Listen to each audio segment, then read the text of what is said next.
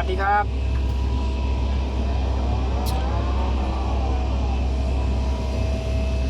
มาต่อกันคลิปที่4ครับ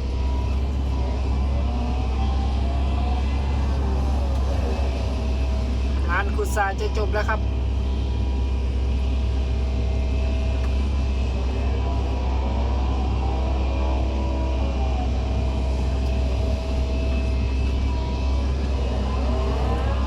เราก็โกยดินอย่างเดียวเลยครับช่วงบ่ายไปนี้นี่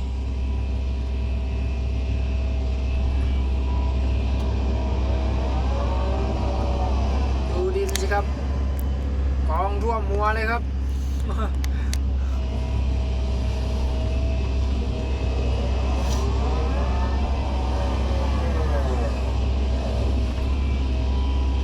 มุมสุดท้ายแล้วครับ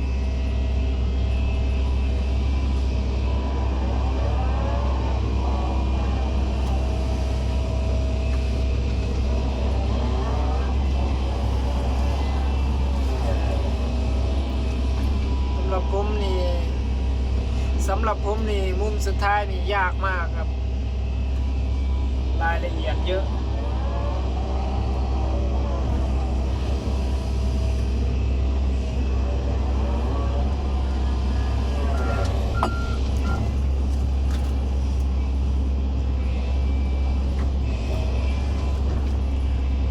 จะได้เกาลักษณะนี้ครับ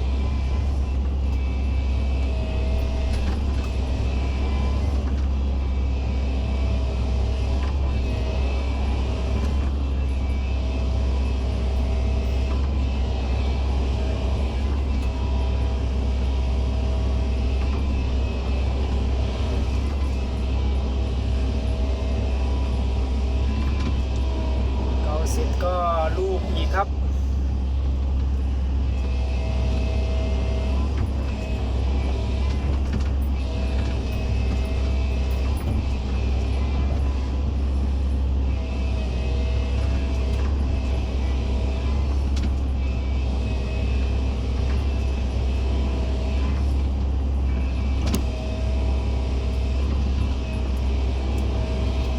ขณะนี้เวลา5:30ครับบรรยากาศเป็นแบบนี้นะครับทั้งวัน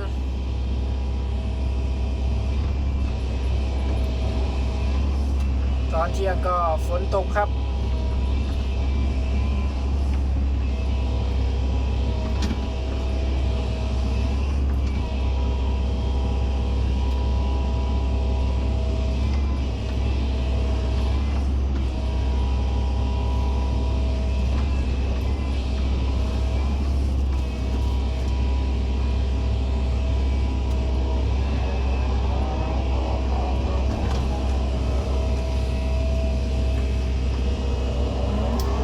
ก็เหลือแต่เลี้ยงดินรอบ2ครับงานหนักอยู่ครับวันนี้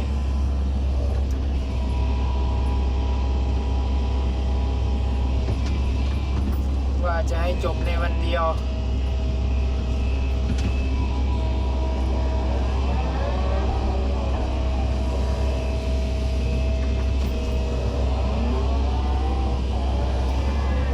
คิดว่าจะทำให้มันจบครับวันนี้เผื่อฝนตกมาพรุ่งนี้นี่จบเลยครับทำไม่ได้ทำได้แต่จบยากครับ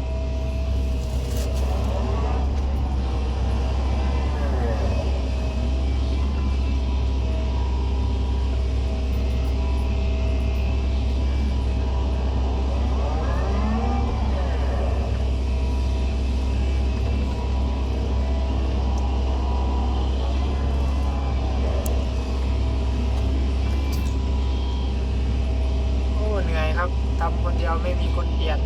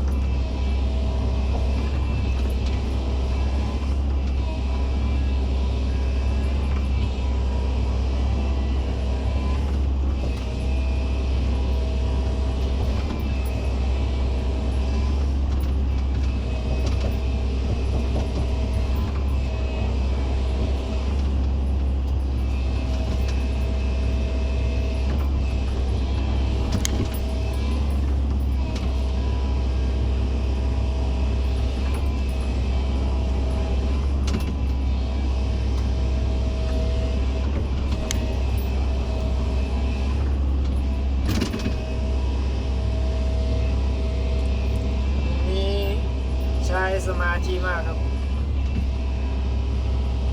สำหรับผมนะคนอื่นผมไม่รู้นะครับคนอื่นเขาอาจจะสบายแต่ผมไม่ครับ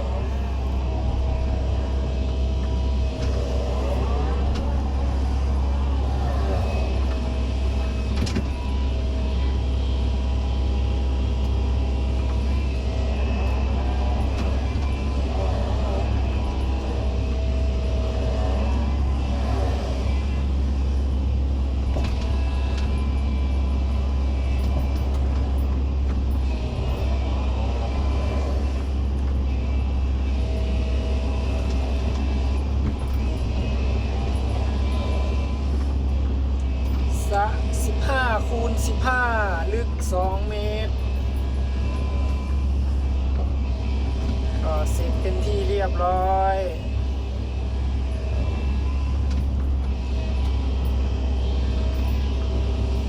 เหลือแต่ตกแต่งดินที่เราโกยขึ้นไปครับ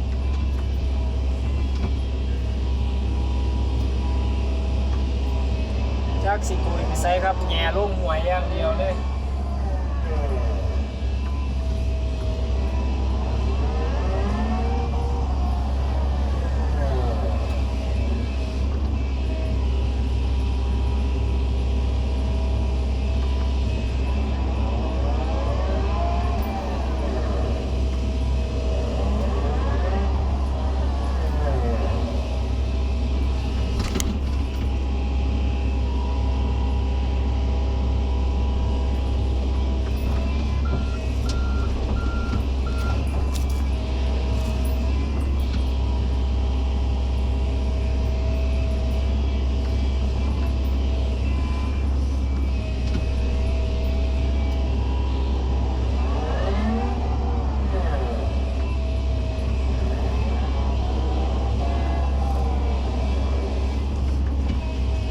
ไม่ได้ลงรถเลยครับลงรถแต่ตอนพักเที่ยง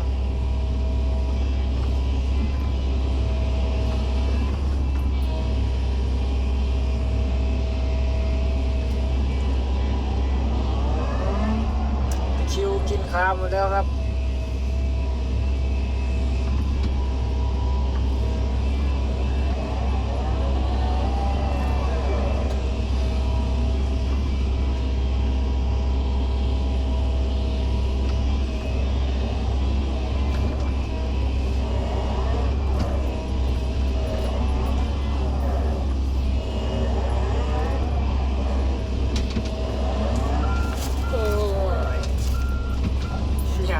ทางแล้วล่ะ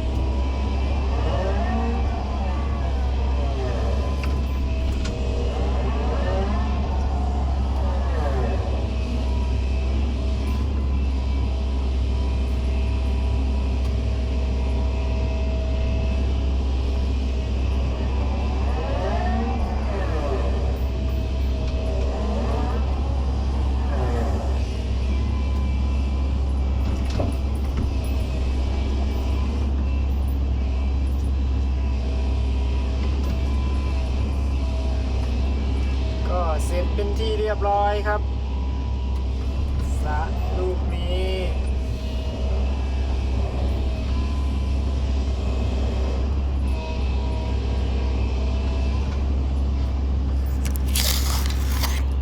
ก็เหลือแต่โกยดินครับ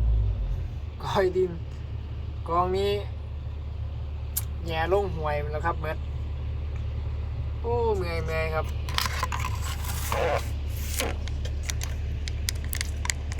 รถดำกับแลนมาเลย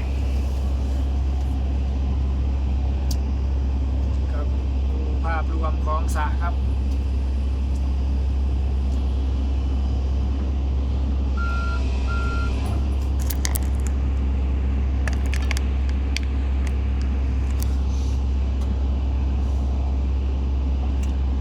ขอบคุณที่ติดตามรับชมครับเจอกันใหม่คลิปหน้าฝากกดไลค์กดติดตามให้กับทีมงานของเราด้วยครับคลิปนี้ขอตัวลาไปก่อนครับสวัสดีครับ